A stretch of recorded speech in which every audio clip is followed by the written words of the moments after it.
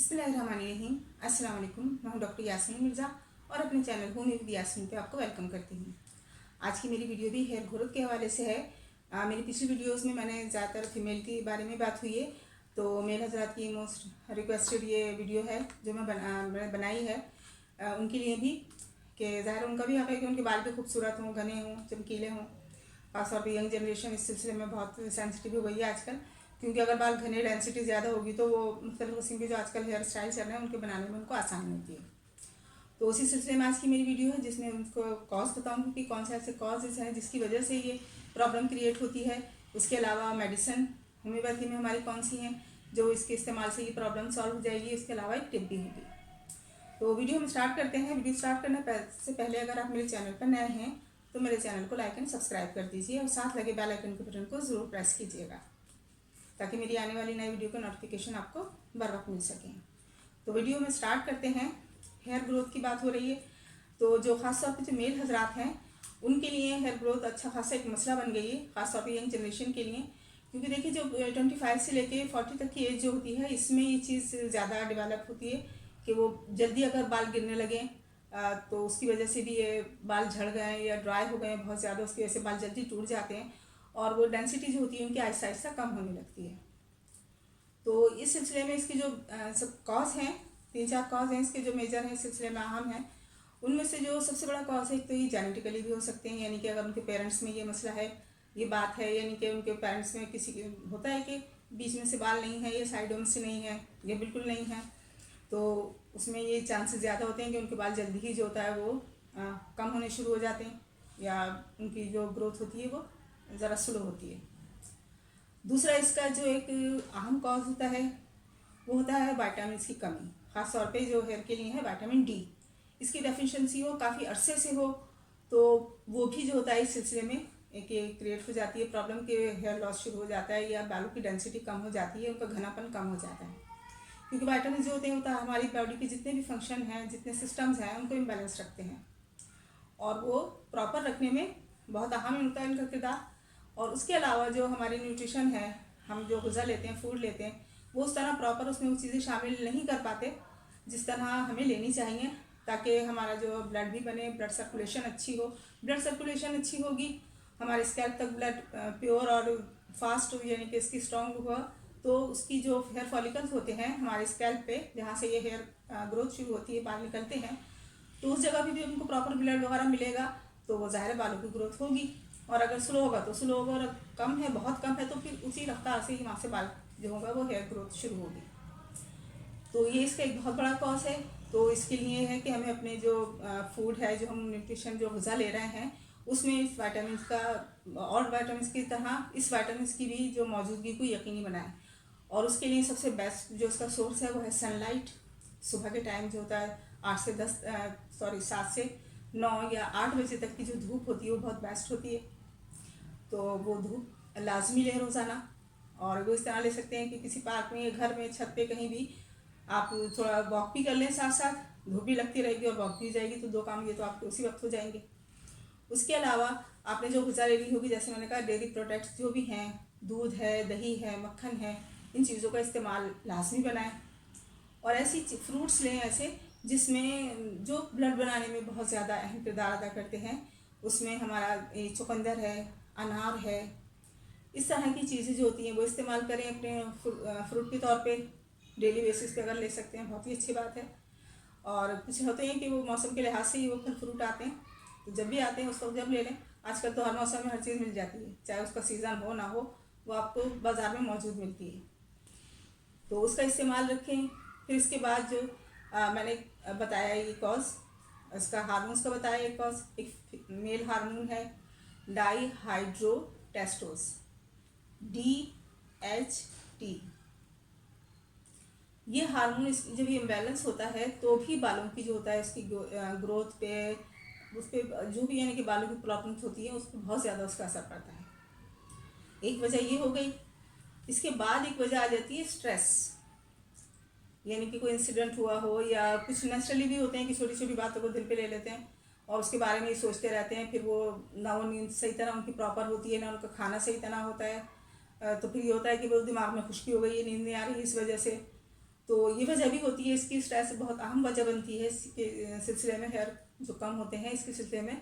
तो वो जो होता है, वो लोग जो होता है फिर मुख्तलिफ़ चीज़ें और हेयर ऑयल और शैम्पूज़ वगैरह इस्तेमाल करते हैं, क्योंकि इन चीज़ों में ज़ाहिर है केमिकल्स मौजूद होता है, तकरीबन ज़्यादातर में होता है। तो वो बालों को फ़ायदा करने के बजाय उल्टा नुकसान करते हैं, या उतना फ़ायदा नहीं होता जितना होना चाहिए। तो इस चीज़ का ख्याल रखें, स्ट्रेस से बचें, अपनी मेहनत करें, जो भी आप हासिल करना चाहते हैं, अचीव करना चाहते हैं अपनी लाइफ में, चाहे वो जॉब के हवाले से हो या किसी भी हवाले से, अपनी पूरी मेहनत करें, पूरी स्ट्रगल करें और नतीजा अल्लाह पे छोड़ दें, इंशाल्लाह अच्छा होगा उसका रिज़ल्ट। तो इस चीज़ का ख्याल रखें। और उसके अलावा जैसे मैंने कहा कि विटामिन्स का, तो आप फ़िश का इस्तेमाल हफ्ते में एक बार ज़रूर करें, क्योंकि इसमें विटामिन डी बहुत भरपूर मकदार में होता है, इसका इस्तेमाल करें अपने।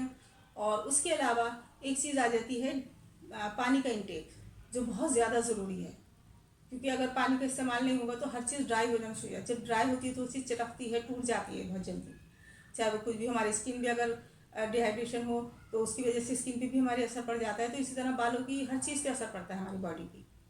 तो पानी का इंटेक रखें, 8 से 10 गिलास डेली लें। इन चीज़ों का आप ख्याल रखें तो इंशाल्लाह आपका ये मसला बहुत जल्दी होगा, हल हो जाएगा। और हमारे होम्योपैथी में इसके लिए बहुत बेस्ट मेडिसिन मौजूद है।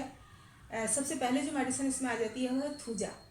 1 mg पोटेंसी में इसे लेंगे, हफ्ते में एक डोज, एक बार सुबह में ले लें, 2 कतरे इसके डायरेक्ट ज़बान पे अप्लाई करें। हर हफ्ते में इसी तरह लेते रहें तकरीबन 3 मंथ तक, हर हफ्ते एक डोज थूजा 1 mg। ये हो गई। इसके बाद जो बेस्ट मेडिसिन है वो है लाइकोपोडियम। इसे 30 पोटेंसी में लेंगे 3 टाइम, इसके 2 से 3 कतरे डायरेक्ट ज़बान पे अप्लाई करेंगे। और उसके बाद जो एक कंडीशन आ जाती है कि बालों की जो होता है वो गिरने का या उनकी जगह ख़त्म होने का, कि बाल जहाँ से जैसे दोनों साइड से उड़ जाते हैं ख़ास तौर पे, या इधर से कनपट्टी से शुरू होते हैं, या बीच में से भी पैचेस से बन जाते हैं, वहाँ से बाल हटने कम होना शुरू हो जाते हैं, कम होते होते वो बिल्कुल ख़त्म हो जाते हैं। और अगर ये काफ़ी अर्से से कंडीशन यानी केयर नहीं की गई, ट्रीटमेंट नहीं हुआ हो, तो वो जगह जो होती है वो बिल्कुल स्मूथ हो जाती है, स्लीपी हो जाती है, बिल्कुल चिकनी, कि ऐसा लगता है कि यहाँ बाल कभी थे ही नहीं। तो उस सिलसिले में ब्राइटा कार बहुत बेस्ट है। इसे 30 पोटेंसी में 3 टाइम 2 कतरे डायरेक्ट ज़बान पे अप्लाई करेंगे। ये मैं उन लोगों के लिए, उन मेरे हजरात के लिए कह रही हूँ जिनके साथ ये कंडीशन है कि उनके बाल दोनों साइड से, जो बालों की लाइंस होती हैं यानी कि डब्ल्यू शेप भी बन जाता है कि यहाँ तो बाल हैं और दोनों साइड से बाल नहीं हैं, तो उस सूरत में ब्राइटा कार 30 3 टाइम सुबह दोपहर रात 2 कतरे डायरेक्ट ज़बान पे अप्लाई करें, बहुत बेहतरीन रिजल्ट आपको मिलेगा। ये तो हो गए मेडिसिन। अब एक जो मैं आपको एक ऑयल बता देती हूँ जो बेस्ट है इस सिलसिले में, और होम्योपैथी की जो मेडिसिन भी है जिसे हम क्यू में इस्तेमाल करेंगे, वो है जेबरॉन्डी। ये आप इसे डायरेक्ट भी अप्लाई कर सकते हैं, ज़रा से इसके 3-4 कतरे हाथ में लेके, जहाँ पे आपके बाल नहीं है उस जगह पर ये इसको हल्के से लगा लें, दिन में तकरीबन 2 से 3 मरतबा। और ऐसा होता है कि लोग अपनी जॉब में या पढ़ाई के सिलसिले में या काम या कितने मसरूफियत के सिलसिले में भूल जाते हो, तो ऑयलिंग तो लोग करते हैं और करनी चाहिए बालों में ऑयलिंग। तो उसके लिए आप ऐसा करें कि आप कोकोनट ऑयल ले लें तकरीबन 50 ग्राम, और उसके तकरीबन जेबरॉन्डी क्यू में मदर टिंचर उसके 20 कतरे उस तेल में डाल के रख लें, उसको मिक्स कर लें, और रोज़ाना रात को जो है वो आपने लगा लें, यहाँ पे जहाँ पे बाल नहीं है बिल्कुल वहाँ पे ज़्यादा अच्छी तरह उसको मसाज कर लें, पूरे सर पे ही लगा लें, उसे हल्का हल्का मसाज सा कर लें।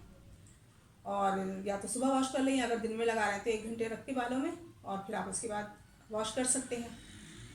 तो बहुत यानी कि बालों की जितनी भी कंडीशंस हैं उसके लिए जेबरॉन्डी बहुत बेस्ट है क्यू में, इसका इस्तेमाल कर लें।